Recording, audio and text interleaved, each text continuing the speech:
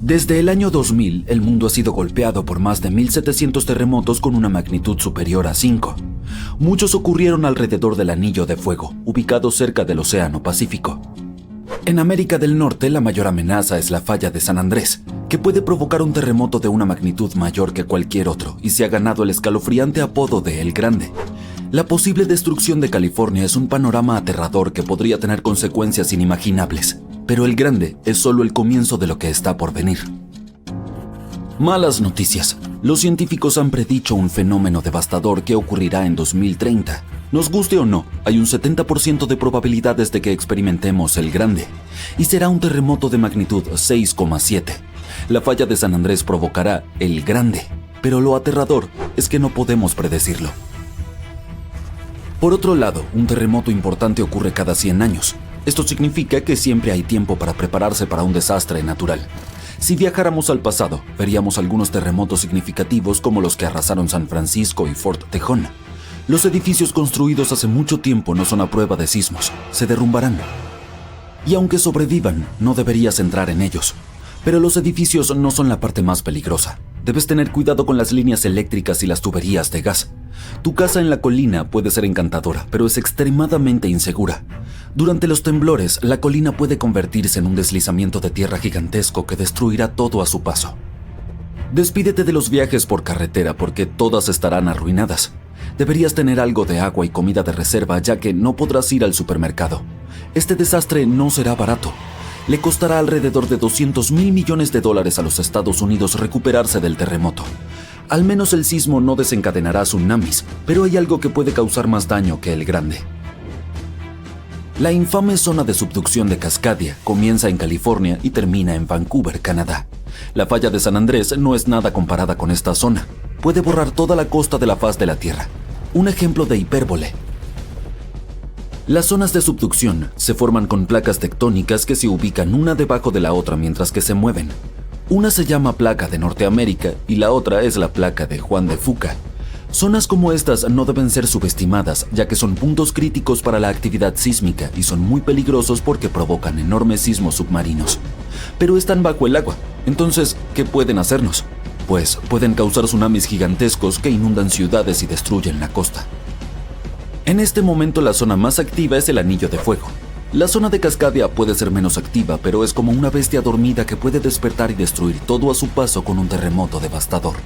La última vez que se liberó toda esta tensión fue en el año 1700. A diferencia del terremoto de San Andrés, este causará tsunamis gigantes y sacudidas mucho más grandes. Esperemos que te encuentres en un campo abierto en ese momento, ya que la mayoría de los edificios y puentes probablemente serán destruidos. Además, prepárate para las réplicas, ya que serán devastadoras. La naturaleza tampoco se salvará. Los deslizamientos de tierra cambiarán el hábitat de los animales, incluso nuestros hogares cambiarán para siempre. Por suerte, hay una luz al final del túnel y los científicos están haciendo todo lo posible para garantizar nuestra seguridad. Se han implementado nuevas normas. Cada nuevo edificio debe ser capaz de resistir grandes impactos. Están desarrollando modernos sistemas de alerta y cada nueva infraestructura debe cumplir con estrictas pautas antisísmicas. Las placas de Juan de Fuca y la de Norteamérica están unidas, pero no permanecerán así para siempre. Cuando se deslicen, prepárate para un gran temblor. Cuanto más cerca estés del epicentro, mayor será el daño que experimentarás. Pero incluso si tienes la suerte de estar lejos, podrás sentir la tierra temblar por algún tiempo. Si comparamos la zona de subducción de Cascadia con la falla de San Andrés, veremos cuánto más peligrosa es la zona de Cascadia. En 1994 hubo un enorme terremoto de magnitud 6,7 en el área de Northridge, cerca de la falla de San Andrés. Lamentablemente, muchas personas no sobrevivieron y algunas resultaron heridas. En ese entonces, los edificios no eran a prueba de terremotos y muchos sufrieron daños. La zona de subducción de Cascadia puede causar un terremoto de magnitud 9. Un sismo de magnitud 6 tiene la potencia de alrededor de 20 millones de kilogramos de dinamita, pero uno de magnitud 9 tiene la potencia de 20 billones de kilogramos. El terremoto más fuerte jamás registrado ocurrió en Chile. Su magnitud fue de 9,5 y destruyó casi todo. Supongamos que has sobrevivido al terremoto, pero la lucha está lejos de terminar. Poco después, un tsunami poderoso golpeará con olas que podrían alcanzar hasta 30 metros en algunas zonas. Eso es muy distinto al terremoto en Sudamérica, que no puede producir olas significativas. Dile adiós a tu hermoso jardín, ya que el agua salada destruirá árboles y plantas y alterará el entorno por un cierto periodo de tiempo. Lo único positivo será que no necesitarás decoraciones de Halloween porque todos esos árboles secos parecerán un bosque fantasma. La combinación de olas, terremotos y el gran tamaño de la zona hará que este desastre natural sea mucho más peligroso que cualquiera causado por la falla de San Andrés o el Grande. Un terremoto similar a este ocurrió hace unos 300 años. Muchos más se han registrado en los últimos 3.500 años, lo que demuestra que ocurren cada 400 a 600 años. Así que técnicamente tenemos entre 100 y 300 años antes de que ocurra el próximo. Todavía no tenemos idea de cómo funciona exactamente la zona de subducción de Cascadia, ya que la descubrimos en 1970. Esta zona es sumamente aterradora porque puede causar grandes terremotos. Se encontró por accidente cuando los investigadores estudiaban el Anillo de Fuego. Querían saber si esta región había causado problemas en los últimos años, y la prueba estaba bajo sus narices. En Washington hay un bosque del horror donde no ha crecido nada durante años. Cuando los investigadores analizaron el suelo, encontraron una cantidad enorme de sal. Juntando las piezas, concluyeron que un tsunami enorme había sido la razón. Los expertos aún no sabían cuándo fue destruido el bosque. Sin embargo, afortunadamente, Japón mantenía registro de un terremoto gigantesco que tuvo un efecto similar. Fue el que ocurrió en el año 1700. Existe una posibilidad de 1 en 3 de que el próximo ocurra en 2050. Debes saber cómo sobrevivir a los terremotos canadienses y salir ileso, así que escucha con atención. Aquellos que viven en esta zona tienen casi nula experiencia con terremotos así. Sobrevivir al temblor es fácil, pero lo verdaderamente peligroso es el tsunami que viene después. Luego del temblor, busca el terreno más alto y dirígete hacia allí. Solo lleva lo esencial, como comida y agua. Sí, deja tu colección de tarjetas de béisbol en casa. Después del primer golpe, no intentes bajar. Los sismólogos dicen que muy probablemente habrá unas cuantas olas más, y lo han demostrado. El 22 de mayo de 1960, el sismólogo Jerry Easton y 4 amigos fueron a Hawái para presenciar un tsunami esperado que ocurriría alrededor de la medianoche. Instalaron su equipo en el puente Wailuku, con una ruta de escape planificada. Este puente había sido destruido en el tsunami anterior, pero el nuevo era mucho más alto y mejor. Después de la medianoche, el agua estaba a 1,20 metros sobre el nivel promedio. La segunda ola golpeó media hora después de la medianoche y el agua subió otros 2,70 metros para la 1 de la mañana. Luego el agua comenzó a descender y bajó 2,10 metros. Pero el horror estaba lejos de terminar. Después vieron una ola que medía alrededor de 6 metros de altura. Esto nos demuestra que los tsunamis son impredecibles y que debemos escuchar a los expertos para mantenernos a salvo. El 26 de enero de 1700, uno de los mayores terremotos de la historia sacudió la costa oeste de los Estados Unidos. Tuvo una magnitud de 9, lo que lo coloca entre los 10 terremotos más poderosos que se han registrado. Este terremoto desencadenó un gran tsunami y cambió la línea costera desde el sur de la Columbia Británica hasta el norte de California para siempre. En aquel entonces, la zona no estaba muy poblada. Pero gracias a una investigación ingeniosa, los científicos lograron descubrir exactamente qué ocurrió ese día al analizar antiguos registros geológicos, los anillos de los árboles e incluso algo de historia de Japón. El mismo día del terremoto, un tsunami inmenso también golpeó la costa este de Japón. Durante mucho tiempo nadie los relacionó, pero en las décadas de 1980 y 1990, los investigadores se dieron cuenta de que el tsunami de Japón había sido causado por el terremoto del noroeste del Pacífico. También pudieron identificar el día exacto, el 26 de enero de 1700. Incluso encontraron árboles antiguos en la costa de Washington que habían perecido en el invierno de 1700, lo cual coincidía perfectamente con el momento del terremoto. El sismo se originó en la zona de subducción de Cascadia, una falla donde la placa de Juan de Fuca se desliza por debajo de la placa norteamericana. Esta falla se extiende unos 1.120 kilómetros desde el norte de la isla de Vancouver en la Columbia Británica hasta el Cabo Mendocino en California. La presión de las placas en movimiento se acumula con el tiempo, y a la larga otro devastador terremoto azotará la misma región. Es solo cuestión de tiempo. Al observar los registros geológicos, los depósitos de tsunamis pasados y los indicios de cambios en el nivel del terreno, los científicos pueden determinar la frecuencia de estos enormes terremotos. Los planificadores de emergencias se han estado preparando para el llamado Gran Terremoto. Los científicos creen que los terremotos de la zona de subducción de Cascadia ocurren cada 200 a 1000 años, y dado que el último importante fue hace más de 300 años, el noroeste del Pacífico está definitivamente en espera de otro. Cuando ocurra, se espera que el terremoto sea tan grande como el de 1700, pero esta vez afectará a alrededor de 15 millones de personas. La devastación será grave. Los edificios se derrumbarán, las carreteras y las pistas se agrietarán y los puentes caerán. La comunicación dentro y fuera del área quedará interrumpida. ¿Pero qué es lo peor? El terremoto desencadenará un peligroso tsunami que podría golpear partes de la costa de Washington en tan solo 10 minutos.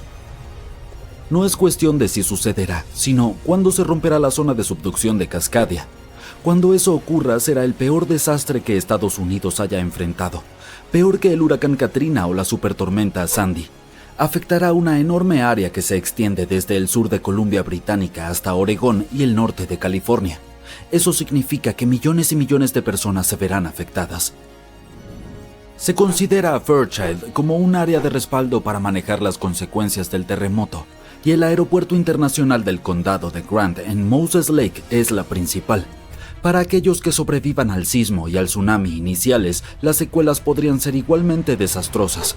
Seguirán réplicas y el transporte será un caos. Las carreteras estarán dañadas o completamente bloqueadas, los aeropuertos cerrarán y la mayoría de las rutas principales como la Interestatal 5 tendrán los puentes destruidos. Esto significa que los suministros de alimentos y agua se interrumpirán y será muy difícil que la ayuda llegue o que las personas puedan escapar.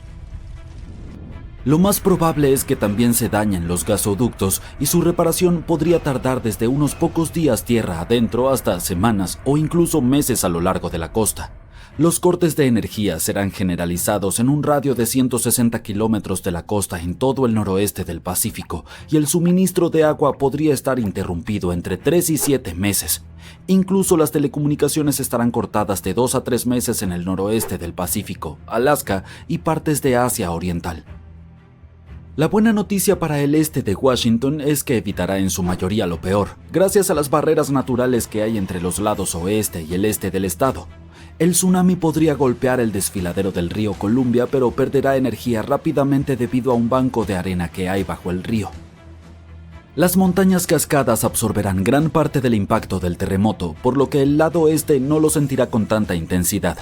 Y dado que el este de Washington no será golpeado tan fuerte, les corresponderá a ellos manejar las secuelas del sismo.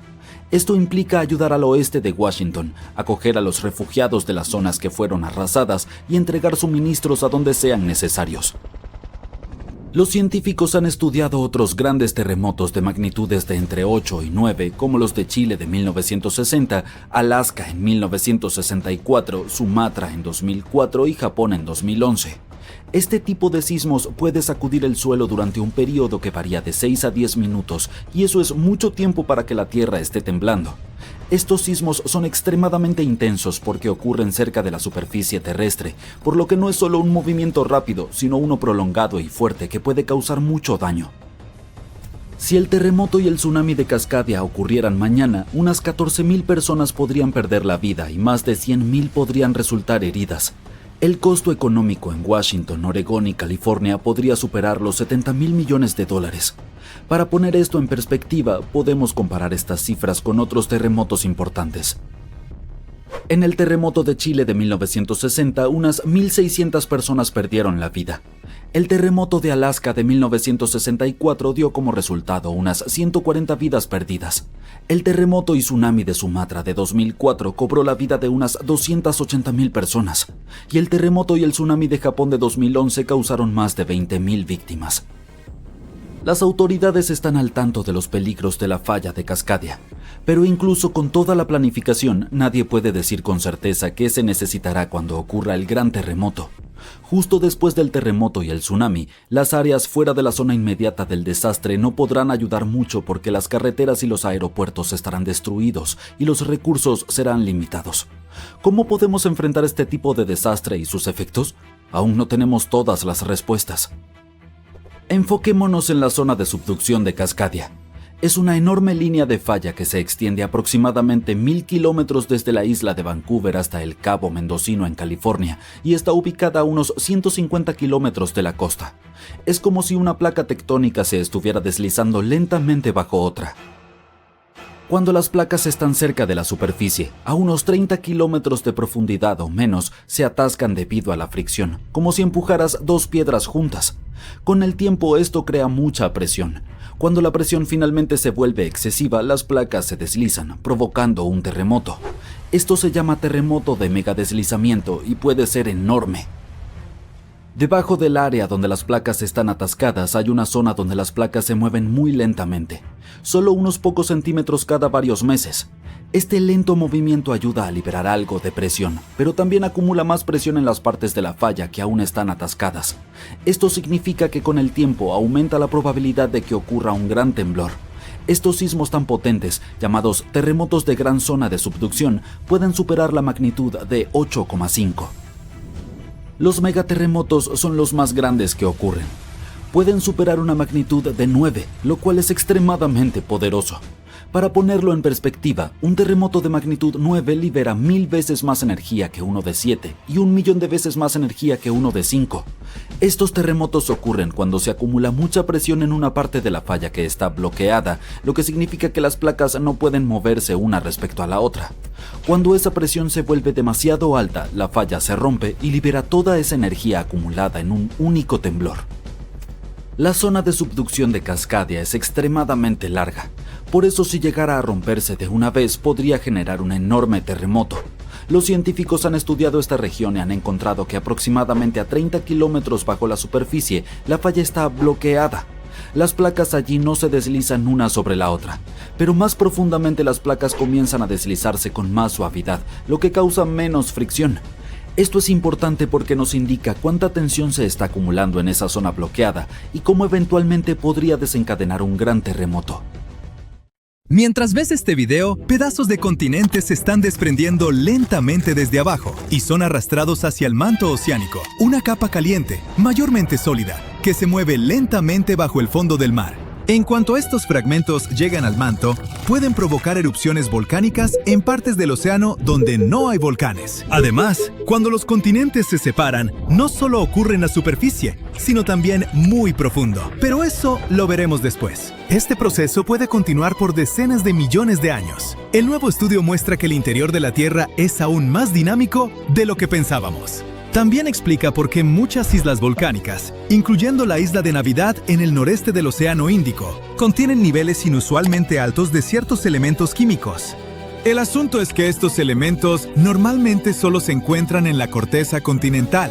Bueno, los científicos sospechaban que estos elementos aparecían porque fuerzas poderosas en las profundidades de la Tierra tomaban viejos pedazos de roca reciclados y los mezclaban en el manto. Este proceso funciona un poco como cuando mezclas dos ingredientes para hacer masa de pastel. Pero antes, los investigadores creían que esos elementos venían de dos fuentes principales: sedimentos que se hundieron en el manto cuando las placas oceánicas fueron empujadas hacia abajo, o de plumas del manto. Esas son columnas de roca caliente que ascienden desde lo profundo de la Tierra.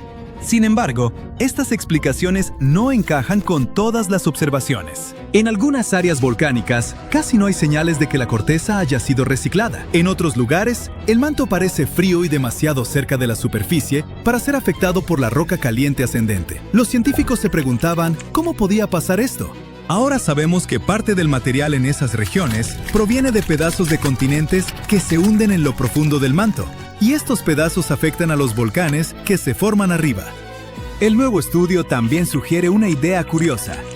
Los continentes no solo se separan en la superficie, también se despegan desde abajo. Y esto puede ocurrir a distancias mucho mayores de lo que los científicos pensaban. Los investigadores usaron simulaciones para descubrir cómo se comportan los continentes y el manto cuando son estirados por fuerzas tectónicas. Su trabajo se basa en investigaciones previas que muestran que cuando los continentes se dividen, fuerzas poderosas en el interior del planeta crean una ola en el manto. La ola se mueve a lo largo de la base del continente, a profundidades de unos 145 a 200 kilómetros. La ola se mueve extremadamente lento, como una millonésima de la velocidad de un caracol, y gradualmente arranca material de las raíces de los continentes. Estos fragmentos desprendidos son llevados hacia los lados, a veces más de 1000 kilómetros hacia el manto oceánico. Una vez ahí, pueden provocar erupciones volcánicas en el océano por decenas de millones de años. La investigación también muestra que el manto sigue sintiendo los efectos de la ruptura continental mucho después de que los continentes se han separado. Incluso después de que se forma una nueva cuenca oceánica, el manto sigue moviéndose, reorganizándose y transportando material enriquecido lejos de donde se originó. Para llegar a esta conclusión, los investigadores estudiaron datos geoquímicos de diferentes partes de la Tierra, incluyendo la provincia de montes submarinos del Océano Índico. Es una cadena de formaciones volcánicas que apareció después de que el supercontinente Gondwana se separó hace más de 100 millones de años. Sus modelos computacionales y pruebas químicas mostraron que justo después de que Gondwana se separó, mucho magma con químicos inusuales subió a la superficie. A lo largo de millones de años, esta firma química fue desapareciendo, mientras menos material subía de debajo del continente.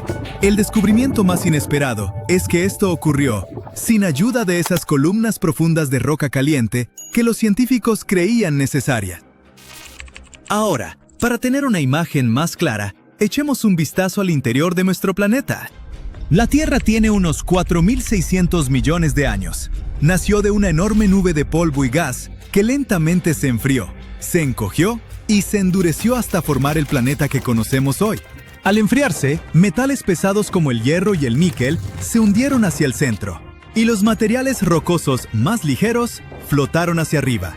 Esto creó la estructura en capas de la Tierra, donde cada capa tiene propiedades únicas. La corteza es como la piel de la Tierra. Es la capa más externa de nuestro planeta, hecha de roca sólida. Está dividida en enormes piezas llamadas placas tectónicas, que se desplazan lentamente con el tiempo. Hay dos tipos de corteza, la oceánica y la continental. La corteza oceánica tiene de 6 a 10 kilómetros de grosor. Está cubierta con una delgada capa de sedimentos como arena, arcilla y conchas. Debajo hay rocas densas como el basalto, rico en magnesio. La corteza continental es más gruesa que la oceánica y está bajo los continentes. Está hecha de rocas más ligeras. Debajo de la corteza está el manto.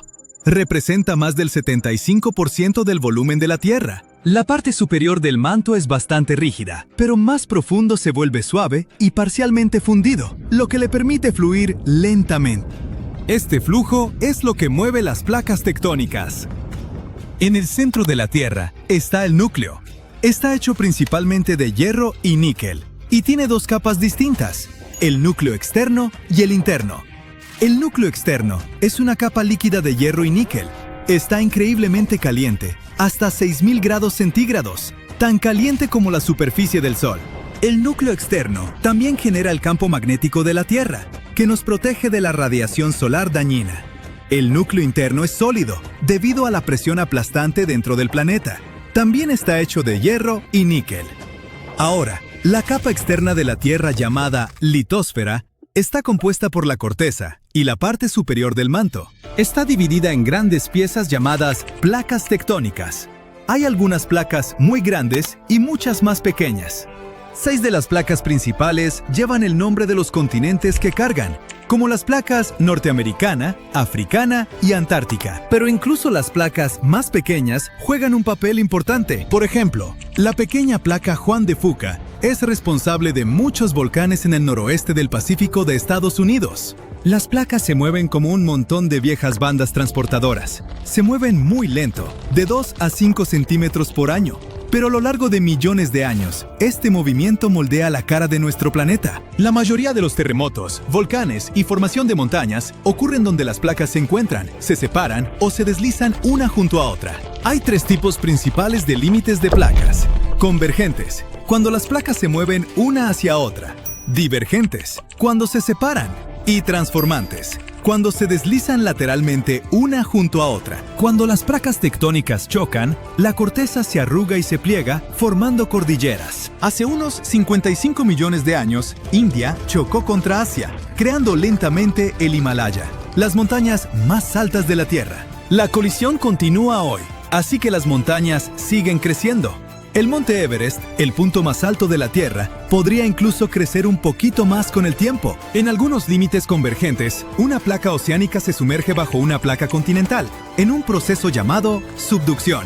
La Tierra de arriba se eleva, formando montañas, y la placa que se hunde se derrite y provoca erupciones volcánicas. Así es como se formaron algunas montañas en los Andes de Sudamérica. Cuando dos placas oceánicas chocan, una usualmente se desliza debajo de la otra, creando fosas oceánicas profundas como la fosa de las Marianas en el Pacífico Norte, el punto más profundo de la Tierra. Estas colisiones también pueden formar volcanes submarinos, que eventualmente emergen del océano y se convierten en cadenas de islas, como Japón. En los límites divergentes, las placas tectónicas se alejan una de otra. En los océanos, el magma de lo profundo del manto sube para llenar el espacio. Esto crea montañas y volcanes submarinos a lo largo de la grieta. Este proceso renueva el fondo oceánico y lentamente ensancha las cuencas oceánicas. Por cierto, un solo sistema de dorsales oceánicas conecta a todos los océanos del mundo, convirtiéndolo en la cordillera más larga de la Tierra. En tierra, cuando las placas se separan, forman valles gigantes, como el Gran Valle del Rift en África. Si este estiramiento continúa por millones de años, el este de África podría separarse y convertirse en una nueva masa terrestre.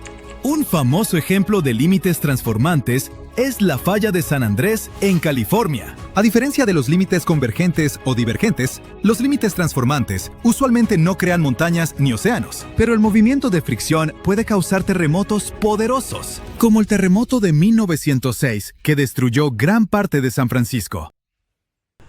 En noviembre de 2020 se registró una ola de 18 metros frente a la costa de la isla de Vancouver, Canadá. El equipo de Marine Labs, la empresa que opera la boya atrapada por la ola, no podía creer los datos que veía. Todo estaba normal y luego, inesperadamente, una fuerza enorme llegó, hundió la boya y luego la lanzó hacia arriba hasta bien alto antes de llevarla aún más profundo. La probabilidad de que se forme una ola tan grande es de una vez cada 1300 años, por lo tanto, tenían que estar seguros de que no se tratara de un error técnico. Marine Labs envió los datos a un científico especialista en olas errantes de la Universidad de Victoria. Analizaron y validaron los hallazgos y los compartieron en febrero de 2022.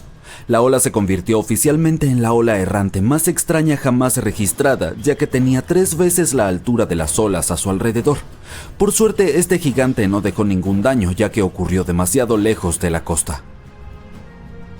Durante siglos se creía que las olas errantes solo existían en las historias de los marineros. El propio Cristóbal Colón mencionó una ola errante, pero en aquel entonces oficialmente no se reconocía su existencia. En agosto de 1498, él estaba en su tercera expedición a las Américas. Mientras pasaba por un estrecho cerca de Trinidad, una enorme ola levantó los barcos. Lograron sobrevivir y continuar el viaje, y la zona todavía se conoce como las Bocas del Dragón, el nombre que le dio Colón. En 1826, un científico y oficial de la Marina francesa cruzaba el Océano Índico en su barco, el Astrolabio. Se encontró con una terrible tormenta y presenció varias olas de 25 metros de altura. La tripulación perdió a uno de sus miembros, pero 4 de ellos, incluido el capitán, lograron llegar a tierra y difundir la historia de las olas gigantescas. Pero en aquel entonces los científicos estaban convencidos de que las olas no podían superar los 10 metros de altura, así que todos tomaron esta historia como un cuento. Los testigos compartieron muchas otras historias de enormes olas que surgieron de la nada, pero los científicos reconocieron oficialmente la primera ola errante recién en 1995. Pasó a la historia como la ola Draupner o la ola de Año Nuevo. Este monstruo marino del Mar del Norte golpeó la plataforma de gas noruega Draupner el día de Año Nuevo. Alcanzó una altura de 26 metros, mientras que las olas a su alrededor eran 2 veces más pequeñas. La plataforma fue construida para soportar olas de hasta 20 metros de altura y contaba con los sensores más avanzados de su época. Se convirtió en una sensación en el mundo científico porque no se parecía a ningún otro tipo de ola que hubieran estudiado antes. Entonces les dieron a las olas errantes una definición oficial.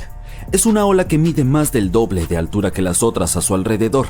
Estas muchachas rudas, también conocidas como olas anómalas, olas monstruo y olas episódicas, pueden surgir rápidamente como un relámpago en un mar tormentoso o aparecer de la nada en aguas tranquilas.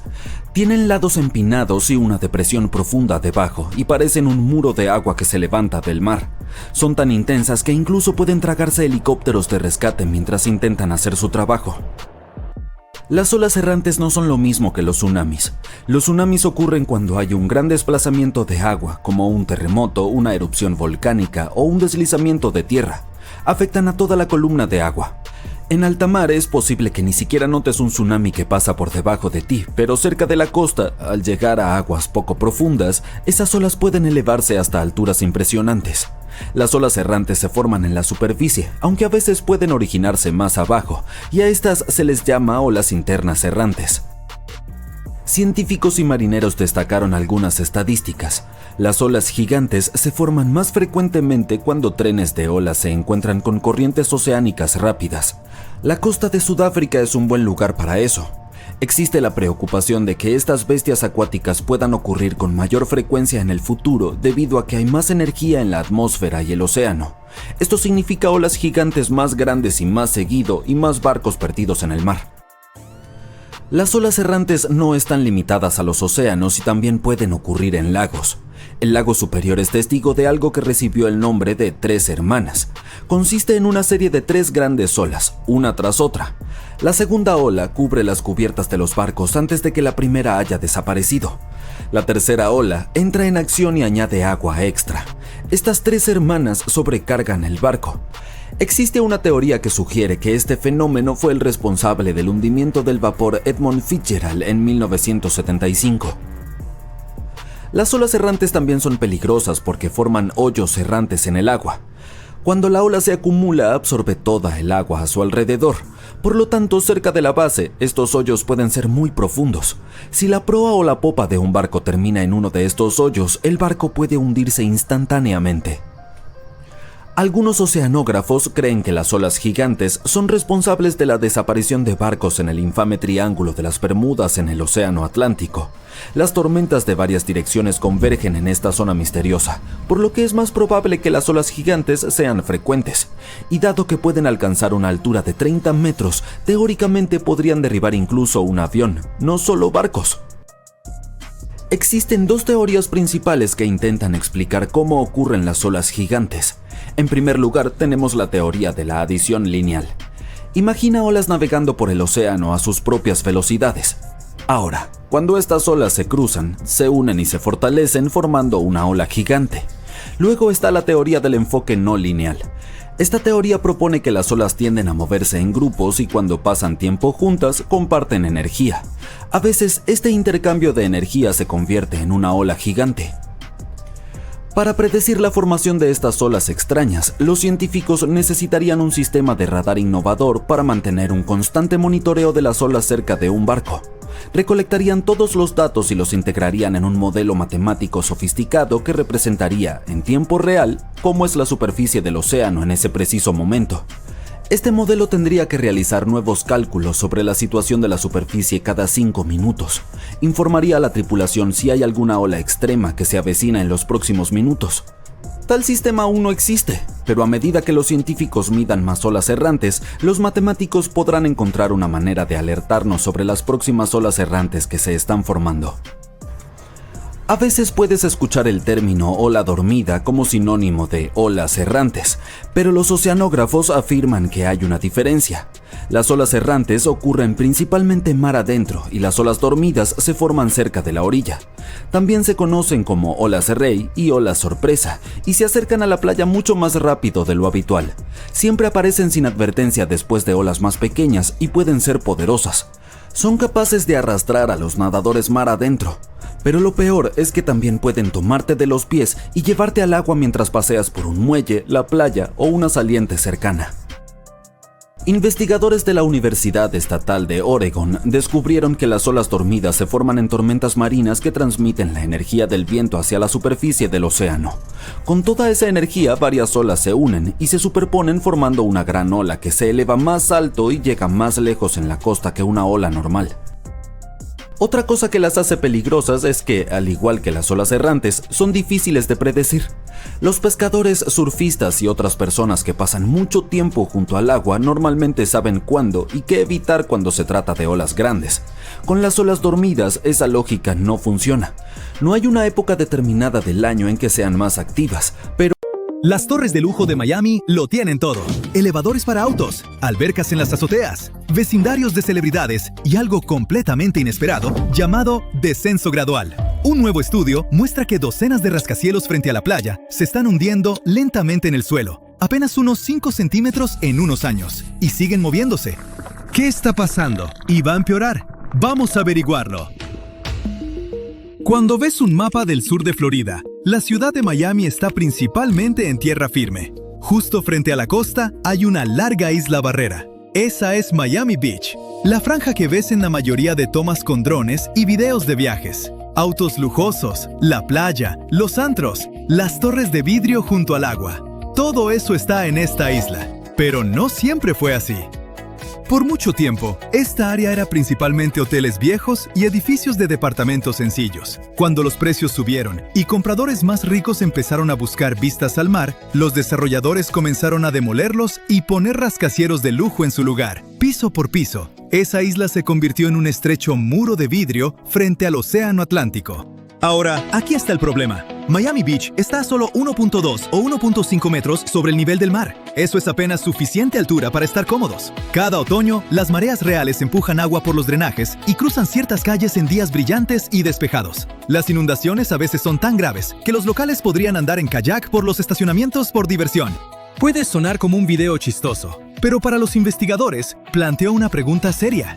¿Podría el mismo terreno estar moviéndose bajo las torres también? Algunos edificios ya habían mostrado señales de movimiento, y la pregunta era si el suelo mismo seguía asentándose bajo todo ese concreto y acero.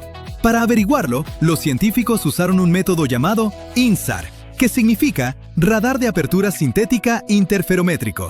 Funciona haciendo que los satélites escaneen el mismo punto en la Tierra una y otra vez, usando radar para detectar cambios minúsculos en la elevación. Es como ver una torre en cámara lenta desde el espacio, rastreando si se mantiene firme o se hunde lentamente. Esos escaneos apilan cientos de pasadas satelitales sobre las mismas esquinas de balcones y bordes de techos. Es el mismo tipo de radar que la NASA usa para rastrear volcanes y movimientos del suelo. Con suficientes imágenes, los investigadores pueden detectar movimientos tan pequeños como el grosor de una tarjeta de crédito.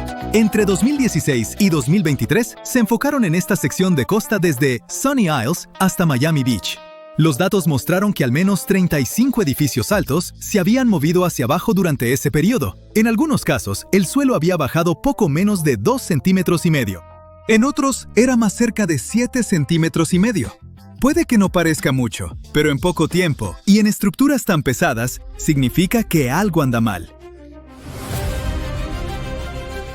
Estos no eran edificios nuevos en construcción. La mayoría ya estaban terminados, lo que hace que el movimiento continuo sea inusual. En teoría, deberían haberse asentado y parado, pero no lo hicieron. Entonces, ¿qué exactamente está haciendo que el suelo se hunda bajo estas torres? Veamos bajo tierra, específicamente justo debajo de estos edificios bonitos. Debajo de la isla hay una mezcla de arena y piedra caliza de Miami. Es lo suficientemente fuerte para construir encima, pero se comporta más como coral endurecido que como roca sólida de montaña. El agua se mueve a través de ella, la presión se mueve a través de ella, y a veces el suelo se mueve de formas que los ingenieros no pueden predecir bien. Una posible explicación es algo llamado deformación por fluencia. Suena como un villano de una película de serie B, pero en realidad es un reacomodo en cámara lenta de partículas bajo presión constante. Imagina estacionar un camión pesado en suelo blando. Hace pequeñas abolladuras de inmediato. Pero si el camión se queda ahí mucho tiempo, esas abolladuras lentamente se hacen más profundas. El suelo sigue aplastándose un poquito a la vez. Ese aplastamiento lento es lo que podría estar pasando bajo estos edificios. Pero no es solo el peso. La construcción misma puede despertar al suelo. Martillos piloteadores, excavación y maquinaria pesada pueden sacudir las capas arenosas lo suficiente para que los edificios viejos cercanos empiecen a moverse otra vez. El estudio también encontró que algunas de las torres más nuevas mostraron un movimiento más fuerte en general, probablemente porque el suelo debajo de ellas todavía se estaba ajustando después de construcción reciente. Y luego está el agua. La piedra caliza debajo actúa como una esponja, absorbiendo agua del océano por abajo y la lluvia por arriba. Cuando esa agua se mueve, silenciosamente carcome la roca y mueve la arena que sostiene todo. Así es como el suelo se afloja lentamente. Entonces, tenemos un suelo esponjoso, edificios pesados y el constante temblor de la construcción. Más agua fluyendo a través de la roca. Con el tiempo, todo eso se suma. Presiona hacia abajo solo un poco al principio, luego un poco más. Solo estamos hablando de centímetros, pero incluso pequeños movimientos desiguales pueden ser suficientes para poner nerviosos a los ingenieros. ¿Qué significa para los edificios y la gente haciendo reels? Probablemente, y esperemos que nada, al menos no mañana. Todavía estamos lejos de escenarios de películas de desastres. Las estructuras no se van a caer. No habrá socavones repentinos tragándose autos. No es así como funciona. Pero este problema sí levanta algunas cejas, especialmente después de lo que pasó a unos kilómetros al norte en Surfside. En 2021, las torres Champlain Sur colapsaron parcialmente. Fue una tragedia enorme que Miami recordará para siempre. Ese desastre no pasó solo porque el suelo se movió. Los problemas se fueron acumulando lentamente con los años. Los ingenieros descubrieron grietas, óxido y mal drenaje. El edificio se estaba cayendo a pedazos por todos lados. Y luego fue demasiado tarde para hacer algo al respecto. Pero desde entonces, la ciudad ha estado prestando más atención. Los ingenieros están reevaluando edificios viejos cerca de la costa. Y los funcionarios locales están presionando por inspecciones más estrictas. Los datos del radar no significan que un edificio sea inseguro, pero puede ser una advertencia temprana, una señal de que algo merece una mirada más de cerca. Para los residentes, sin embargo, hay un problema.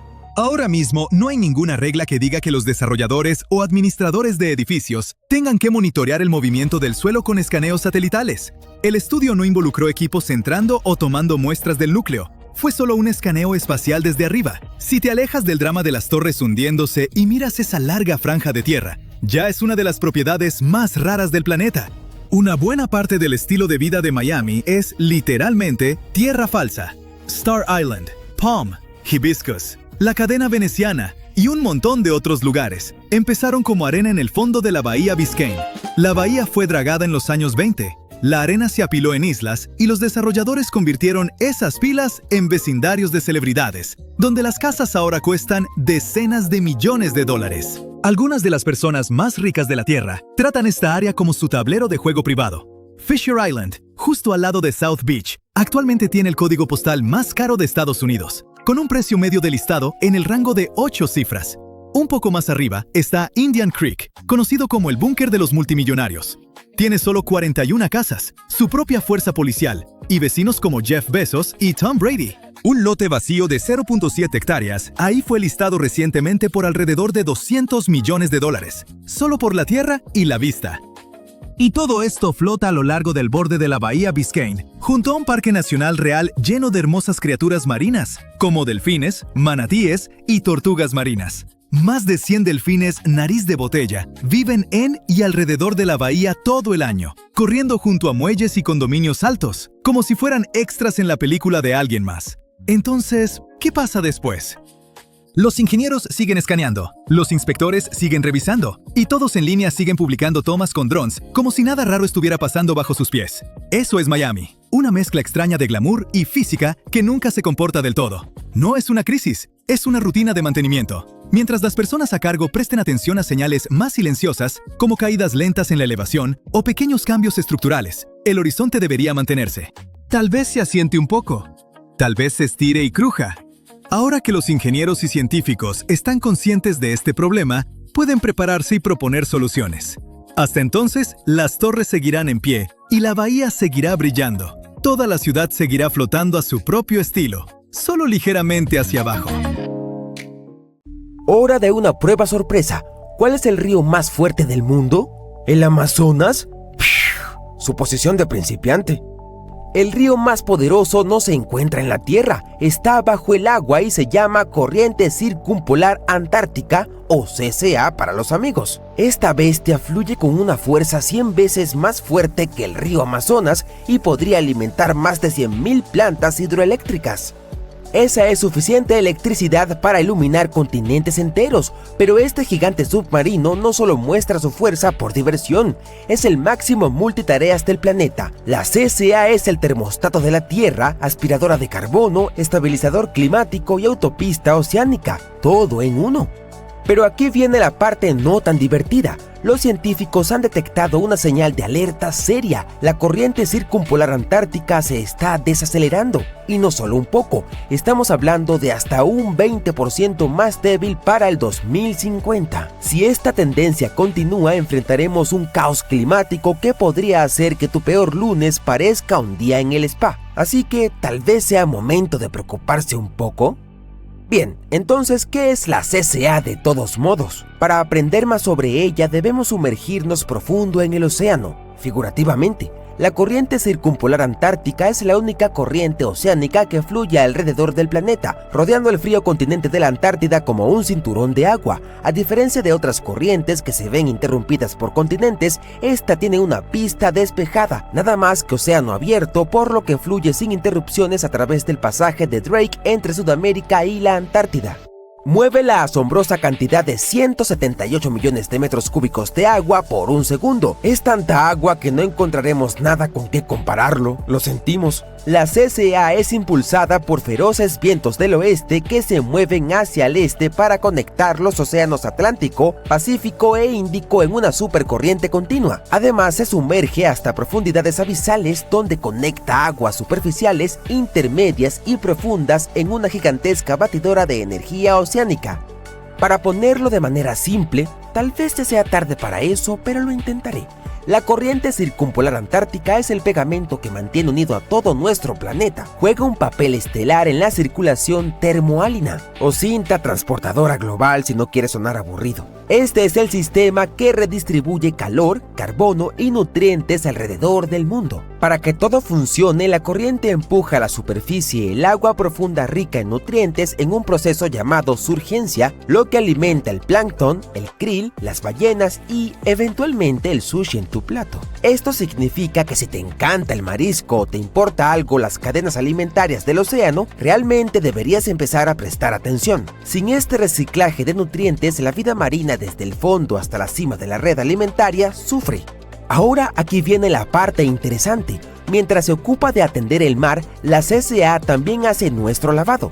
Bueno, algo así. Absorbe enormes cantidades de dióxido de carbono de la atmósfera y las almacena en el océano profundo, atrapándolas durante siglos. Piénsalo como la gran bóveda de carbono de la Tierra sin necesidad de contraseña.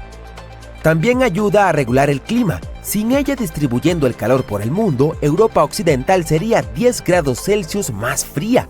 Eso significa que París se sentiría como Siberia y los londinenses tendrían que cambiar sus paraguas por raquetas de nieve. La corriente ayuda a mantener el equilibrio de temperatura entre los hemisferios, lo que estabiliza los patrones de viento, la precipitación y las temperaturas oceánicas en todo el mundo. Incluso podrían cambiar los patrones de huracanes porque las superficies oceánicas cálidas son un componente clave para la formación de ciclones. Interferir con las corrientes podría desencadenar tormentas más fuertes y extrañas. Entonces, ¿por qué se está desacelerando? Bueno, por supuesto, la respuesta es los humanos. ¿Conoces esos casquetes polares que se están derritiendo? Bueno, en la Antártida, donde vive nuestra amiga, la CCA, hay tanto hielo que si todo se derritiera, el océano subiría más de 61 metros. Eso es más alto que el castillo de Cenicienta. Lo que es peor, el 60% de toda el agua dulce del mundo está congelada en ese hielo. Aunque ya es aterrador que se derrita tanta agua, lo realmente problemático es la frescura del agua. Verás, la corriente circumpolar antártica, ACC por sus siglas en inglés, depende de que el agua fría y salada del océano austral sea densa y pesada para que pueda hundirse, lo cual ayuda a impulsar la corriente hacia adelante con una reacción en cadena. Pero cuando el agua dulce de los glaciares que se derriten se vierte en el océano, diluye la salinidad.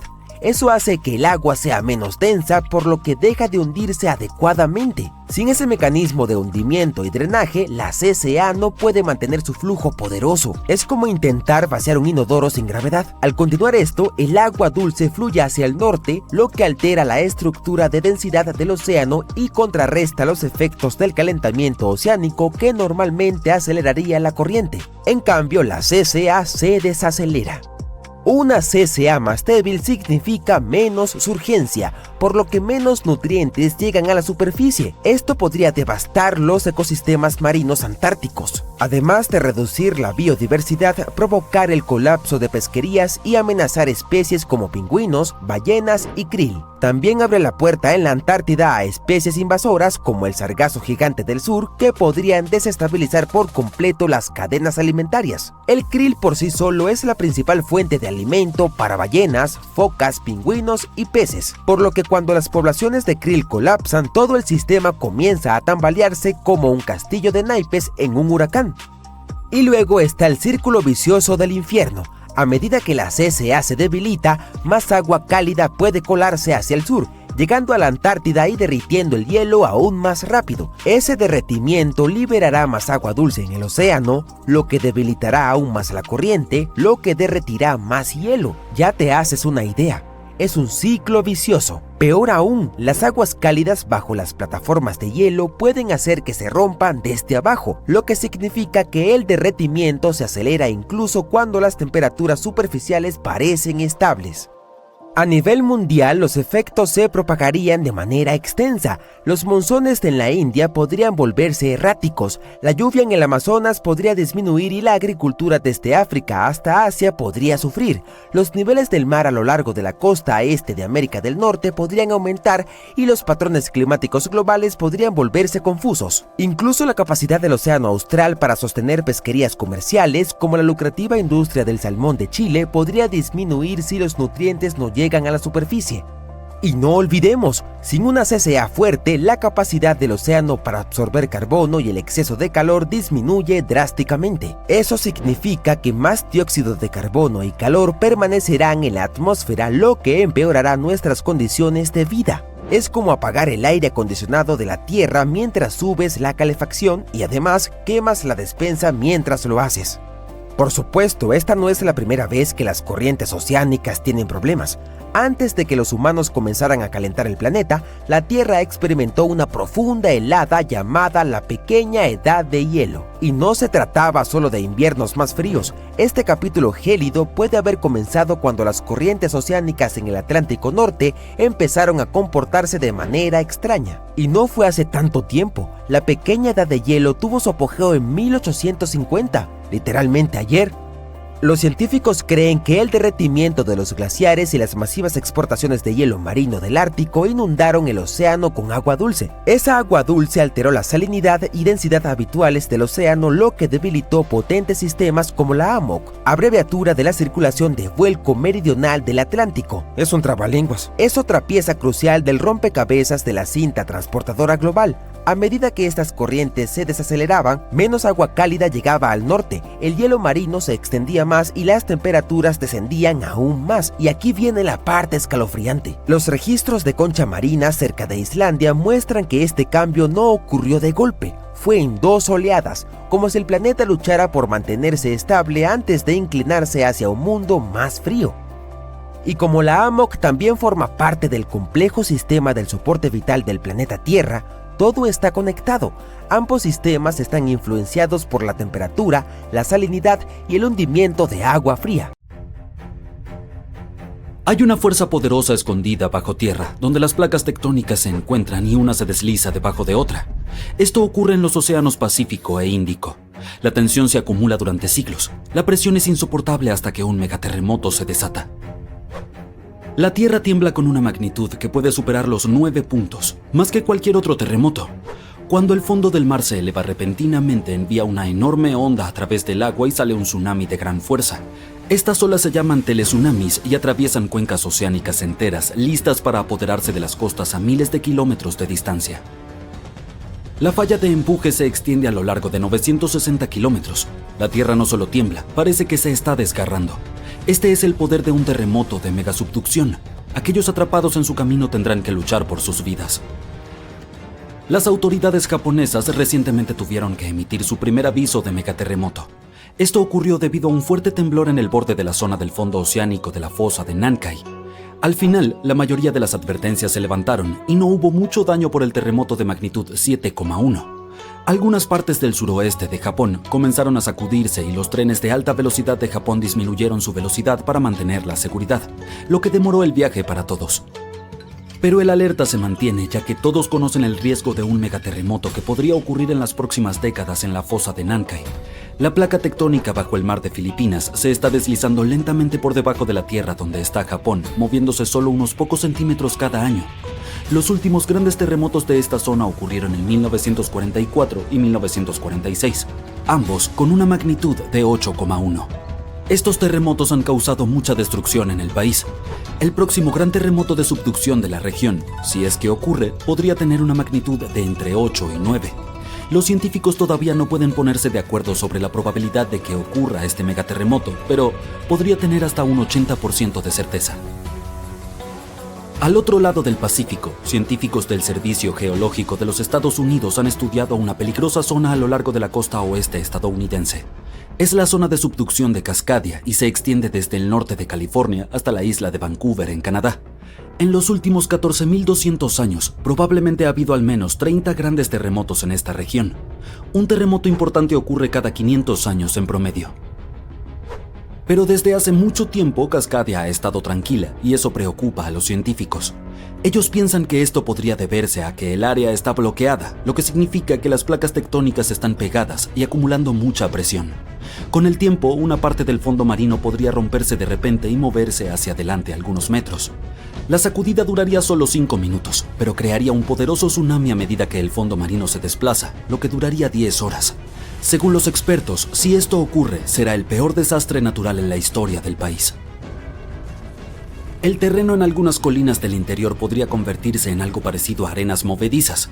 Esto provocaría que las laderas se deslicen y se desmoronen, llevándose consigo carreteras y puentes. Alrededor de 620.000 edificios podrían quedar muy dañados o incluso colapsar, incluidos unos 100 hospitales y 2.000 escuelas. Las personas del estado de Washington tendrían que valerse por sí mismas sin ayuda durante 2 semanas, buscando alimentos, agua y refugio por su cuenta. Los científicos están estudiando fenómenos de deslizamiento lento, donde las placas tectónicas se mueven muy despacio durante semanas o meses, liberando algo de energía, pero no lo suficiente como para detener un gran terremoto. Cada vez que la magnitud de un terremoto sube solo un número, la energía que libera es 40 veces mayor. Así que necesitaríamos alrededor de 1 millón de pequeños terremotos cada día durante 500 años seguidos para liberar la misma energía que un enorme terremoto de magnitud 9. Pero estos pequeños sismos podrían ser indicios de que se avecina un terremoto mayor.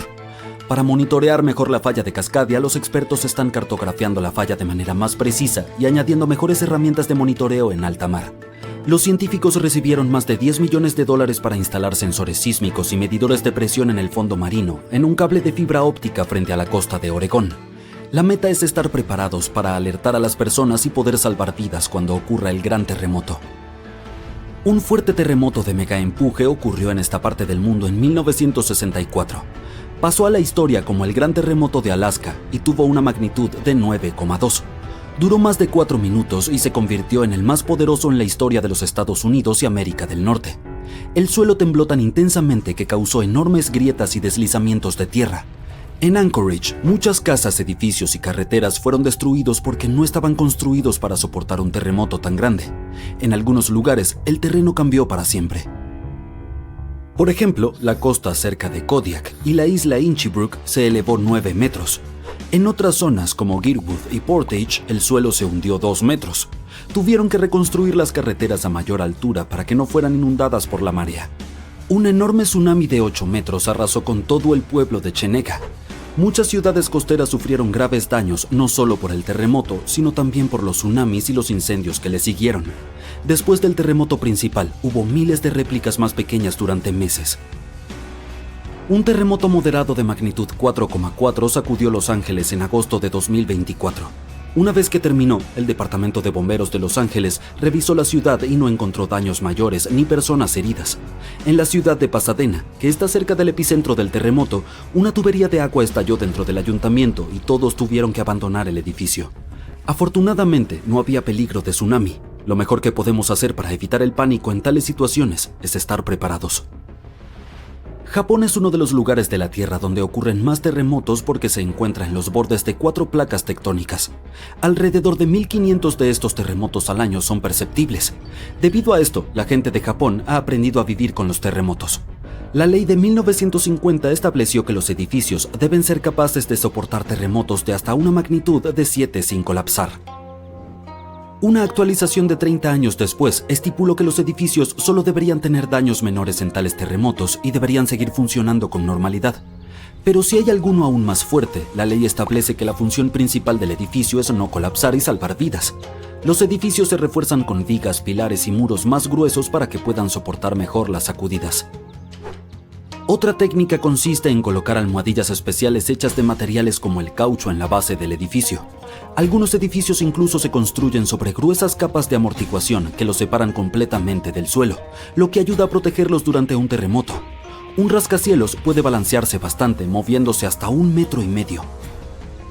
Para evitar que se dañe, los ingenieros también pueden añadir algo llamado amortiguadores cada 2 pisos hasta la parte superior.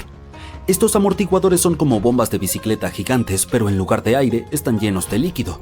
Cuando el edificio se sacude, los amortiguadores presionan contra el líquido en su interior. Aunque el líquido no se comprima mucho, puede absorber parte de la vibración. Cuando están construyendo rascacielos altos, los ingenieros intentan hacer la estructura lo más simple y equilibrada posible. Esto implica que cada piso tenga la misma altura y que las columnas de soporte estén distribuidas uniformemente. Sin embargo, a veces los arquitectos que diseñan rascacielos no quieren hacer estas concesiones porque tienen ideas creativas sobre cómo debería verse el edificio. Entonces deben encontrar soluciones alternativas. Por ejemplo, la Torre Skytree de Tokio, uno de los edificios más altos del mundo, está diseñada con un estilo futurista, pero también incluye características especiales para protegerla de los terremotos. Tiene un pilar central como en las pagodas japonesas tradicionales y amortiguadores sísmicos que ayudan a absorber la energía de un terremoto y mantienen el edificio seguro. En las profundidades de Tennessee, enormes taladros con forma de gusano están por excavar un túnel que convertiría 1 hora de tráfico infernal en un paseo de 10 minutos. Podría ser uno de los experimentos de túneles más locos de Estados Unidos en décadas. Pero al otro lado del planeta, Europa y Asia están probando el Hyperloop, la tecnología de tubos al vacío que parece de otro mundo. Son 2 ideas totalmente diferentes, pero tienen el mismo objetivo: hacer realidad los viajes de ciencia ficción. Para la primera visión del futuro, debemos enfocarnos en Nashville. La historia aquí trata de un proyecto llamado Music City Loop. Es una propuesta de autopista subterránea privada para vehículos Tesla. La idea es viajar de punto a punto. Te subes, eliges un destino y llegas directo, sin parar en cada estación. Ya puedes probar una versión limitada en Las Vegas, cerca del centro de convenciones. Nashville será la prueba a escala de ciudad. La propuesta es un enlace subterráneo directo entre el Aeropuerto Internacional de Nashville y el centro. El nuevo sistema reduciría un viaje de 15 kilómetros y 40 minutos a solo 8 minutos. Si lo logran, la experiencia será verdaderamente futurista. Te subes a un carro en la terminal, bajas a un túnel apenas más ancho que el vehículo y atraviesas un tubo presurizado. Evitas el embotellamiento, ignoras los semáforos y llegas a tu hotel antes de que la gente en la superficie se incorpore a la autopista. Todo suena increíble. Pero, ¿qué tan cerca estamos de esta realidad? La tecnología técnicamente existe, pero tiene problemas enormes. El sistema en Vegas es simple y usa conductores reales. Para cumplir la promesa de 8 minutos en Nashville, los carros no pueden ser manejados por humanos. Tendrían que conducirse solos, defensa con defensa, a velocidades de autopista dentro de un túnel apenas más ancho que el carro. En un espacio tan estrecho, los reflejos humanos no son suficientes. Una duda o falla y todo el sistema se convierte en un tapón. Así que necesitamos sistemas de conducción automatizada o robots muy avanzados. Pero antes de preocuparnos por vehículos con inteligencia artificial, hay otro problema. El verdadero obstáculo no es el túnel, es el suelo mismo. Gran parte de Tennessee descansa sobre piedra caliza, una roca que se disuelve lentamente como un terrón de azúcar en agua. Con el tiempo, el suelo sólido se convierte en algo parecido al queso suizo, lleno de cuevas ocultas y cavidades vacías. Eso es un problema para cualquier proyecto de túneles aquí. Cuando un taladro golpea una de estas cavidades ocultas, no solo se detiene, puede abrirse al vacío de repente. El agua puede entrar a raudales. La máquina puede perder su soporte. Excavar túneles aquí se convierte en un juego real de buscaminas. Un giro desafortunado y la máquina puede fallar y hundirse. Peor aún, el colapso puede viajar hacia arriba, abriendo un socavón en la superficie, justo en medio de una calle concurrida. Pero si el suelo es tan peligroso, ¿por qué construir esto en Tennessee? La razón es simple. Nashville está en medio de una crisis de tráfico masiva. Es una de las ciudades de más rápido crecimiento en Estados Unidos, y las calles ya están al límite. La ciudad está tan desesperada que intentará lo que sea, aunque implique perforar un campo minado geológico. Los ingenieros ven a Tennessee como el jefe final de los túneles. Si pueden probar que este sistema de alta velocidad funciona en piedra caliza llena de cuevas ocultas, pueden probar que funciona en cualquier lugar del mundo. Es una apuesta de alto riesgo. Resolver el tráfico de Nashville o ver desaparecer un proyecto de miles de millones en un socavón. Pero mientras los estadounidenses luchan contra el suelo, otras partes del mundo intentan evitarlo por completo y básicamente volar por el aire. Esto nos lleva a la segunda visión del futuro, el Hyperloop. Durante años, los expertos rechazaron este concepto por ser demasiado complejo. Pero el desarrollo no se detuvo. De hecho, ahora mismo hay pistas de prueba en China y Europa realizando experimentos exitosos que rompen récords de velocidad. Así funciona. Cuando sacas la mano de un carro en movimiento, sientes que el aire te empuja. Entre más rápido vas, más te resiste. A velocidades extremas, el aire se convierte en una pared sólida. Esa pared invisible es lo que limita la velocidad de trenes y aviones. El Hyperloop resuelve esto haciendo trampa. Construyes un tubo sellado, extraes todo el aire para crear un vacío y haces levitar una cápsula adentro usando imanes. Sin casi nada de aire ni fricción de ruedas, la cápsula ya no rueda realmente. Se desliza por el tubo. China lidera esta carrera actualmente. Un contratista estatal envió recientemente una cápsula por un tubo de bajo vacío a 623 kilómetros por hora. Eso es más rápido que el maglev de Shanghai, el tren más veloz en servicio comercial. Y no se detendrán ahí. La meta es alcanzar velocidades de avión, pero lograr esas cifras de alta velocidad no es lo que frena esta tecnología. Por mucho tiempo, el Hyperloop solo podía ir en línea recta, así que las redes eran imposibles. Sin embargo, recientemente, ingenieros en los Países Bajos encontraron cómo cambiar de carril en un tubo al vacío, transformando lo que era una sola autopista en el plano de una red de viajes que abarca continentes. Puede sonar menor, pero es un gran avance para toda la industria. El lado europeo tiene grandes ambiciones. Están diseñando una red masiva que parece un mapa del metro extendido por todo un continente. La meta es una red de tubos al vacío de más de 24,000 kilómetros que conecte alrededor de 130 ciudades importantes. La idea es hacer innecesarios los vuelos cortos en avión. Podrías vivir en Berlín y trabajar en París, viajando más rápido que atravesando el tráfico de hora pico. En Suiza, están probando algo llamado Circuito Infinito, una pista circular que funciona como rueda de hámster para la cápsula, permitiendo a los ingenieros simular viajes largos sin construir un tubo recto enorme. India también está construyendo sus propios tubos de prueba, con planes para conectar grandes ciudades como Bombay y Pune, convirtiendo un viaje miserable de 3 horas en uno de 25 minutos. Todo suena como si el futuro ya estuviera aquí, pero hay una razón por la que no vemos cápsulas de Hyperloop todavía. Los problemas de ingeniería son enormes. Uno de los mayores problemas es el sol. Cuando el metal se calienta, se expande. Y en cientos de kilómetros, incluso la luz solar puede estirar un tubo de acero. Eso es un problema serio cuando intentas que una cápsula viaje por un tubo perfectamente alineado a velocidades altísimas. Los ingenieros básicamente tienen que crear secciones flexibles que permitan al tubo moverse sin arruinar el sello al vacío. Y luego está la seguridad. Un tubo de Hyperloop es básicamente una nave espacial extendida sobre el suelo. Adentro casi no hay aire. Afuera, la presión atmosférica normal intenta constantemente entrar. Si el tubo se daña por un accidente, falla estructural o escombros, el aire no entra lentamente, explota hacia adentro. Ese impacto súbito crea una onda de presión que recorre el tubo y golpea todo a su paso, incluyendo la cápsula.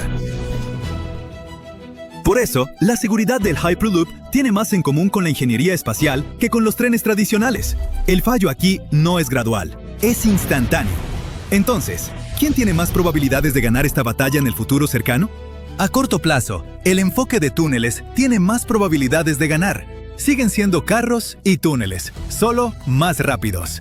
Aunque el plan se reduzca, partes de él pueden construirse y usarse, lo que hace más probable que aparezca primero. El Hyperloop es lo opuesto. La recompensa es mayor, pero depende de resolver múltiples problemas difíciles al mismo tiempo. Tubos de vacío perfectos, cambios de carril confiables y sistemas de seguridad que manejen las peores fallas. Un eslabón débil puede paralizar todo, así que es más difícil implementarlo rápidamente. Cualquiera podría cambiar cómo viajamos. De cualquier forma, la meta es simple: eliminar el trayecto. ¿En qué confiarías más? ¿Un túnel profundo excavado en roca o un tubo al vacío sobre la superficie?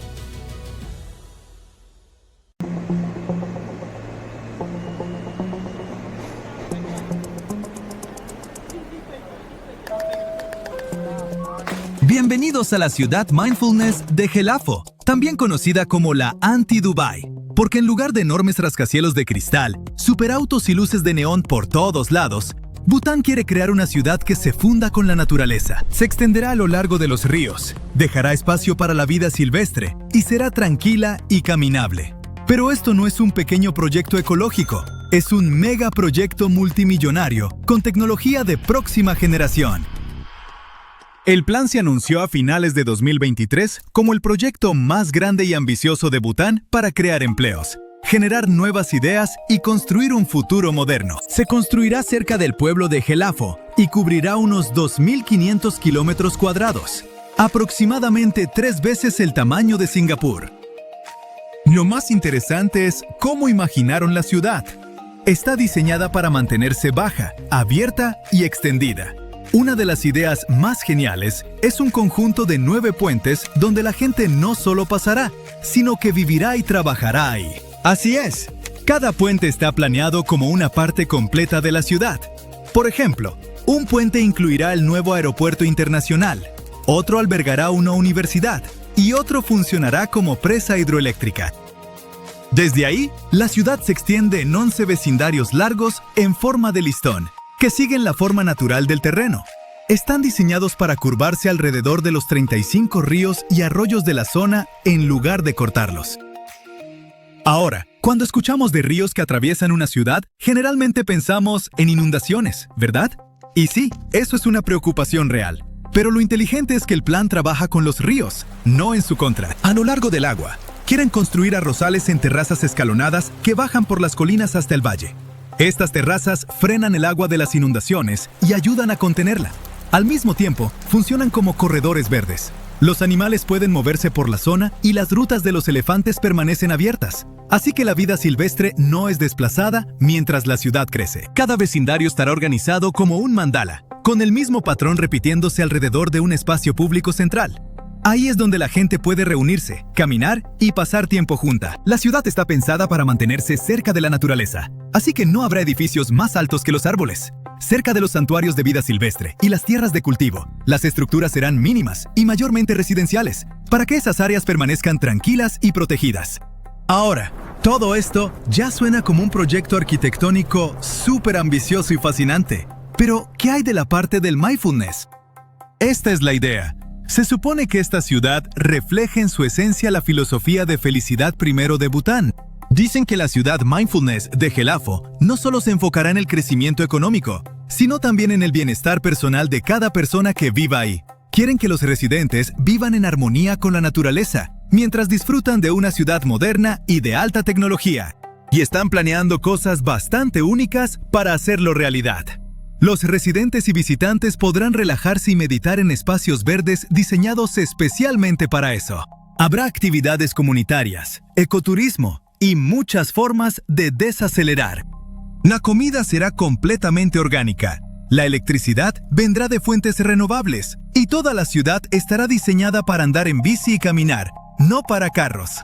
Como probablemente notaste, esto no es un pequeño experimento ecológico. Y claro, solo porque no se verá tan llamativo o tecnológico como Dubái, no significa que será barato. Se estima que costará alrededor de $100,000 millones. Sí, 1,000 millones con M. Pero tal vez te preguntas, ¿por qué gastar tanto dinero en esto? ¿Realmente valdrá la pena? Pues sí. Y eso es porque esta nueva ciudad Mindfulness podría terminar salvando a todo el país. Verás, estamos hablando de Bután, una nación del sur de Asia un poco más grande que Maryland. Es hogar de menos de 800,000 personas y alrededor del 70% del país está cubierto de bosques. Es un lugar remoto impresionante, lo que mucha gente describe como una especie de Shangri-La escondido en los Himalayas. Quizá conoces a Bután como la tierra del dragón del trueno y también como el reino de la felicidad. Y hay una razón para eso. Esta nación es conocida por medir el progreso usando algo llamado Felicidad Nacional Bruta, o FNB. Básicamente, el dinero y el PIB van en segundo lugar. Ponen primero cosas como el bienestar espiritual, la preservación cultural y la protección ambiental. En Bután, las escuelas y hospitales no tienen costo. Y la felicidad no es solo un sentimiento personal, es una meta nacional y una prioridad. Y eso no es lo único que hace este lugar tan especial. Desde que el país se unificó en el siglo XVII, han hecho todo lo posible por proteger su identidad y prosperar con muy poca influencia externa. Ni siquiera permitieron turistas hasta los años 70, y la televisión llegó apenas en 1999. De hecho, ese mismo año, Bután prohibió las bolsas de plástico, y fue noticia en todo el mundo. Así que aunque el mundo de hoy sea tan rápido y tecnológico, el país todavía se siente tranquilo y sin cambios. Los visitantes dicen que se siente como si entraras a otra época, y una gran razón es la arquitectura, ya que la mayoría de los edificios aún están hechos en su estilo tradicional. También siguen reglas bastante únicas para vivir en armonía con la naturaleza. Por ejemplo, están rodeados de montañas hermosas, pero no puedes escalarlas. Eso es porque las montañas se consideran sagradas, vistas como el hogar de deidades. Para ellos, la naturaleza no es algo que conquistas, es algo que respetas y proteges. Pero las cosas cambiaron cuando este reino de cuento de hadas conoció el mundo moderno. Aunque Bután es visto como uno de los países más felices del mundo, la gente se está yendo en números sin precedentes. Muchos se mudan al extranjero por mejores oportunidades y muchos no regresan. Se estima que alrededor del 9% de la población se ha ido en los últimos años, mayormente jóvenes. Y Australia es un gran ejemplo. El número de butaneses que se mudan allá se duplicó entre 2020 y 2024. Gran parte de esto sucede porque el desempleo está aumentando. El turismo es una de las principales fuentes de ingresos del país, pero ha ido en declive desde que ya sabemos qué pasó a principios de 2020. En 2023, por ejemplo, Bután recibió solo un tercio de los visitantes que tuvo en 2019. Y cuando el turismo cae tan fuerte, golpea directamente a la gente.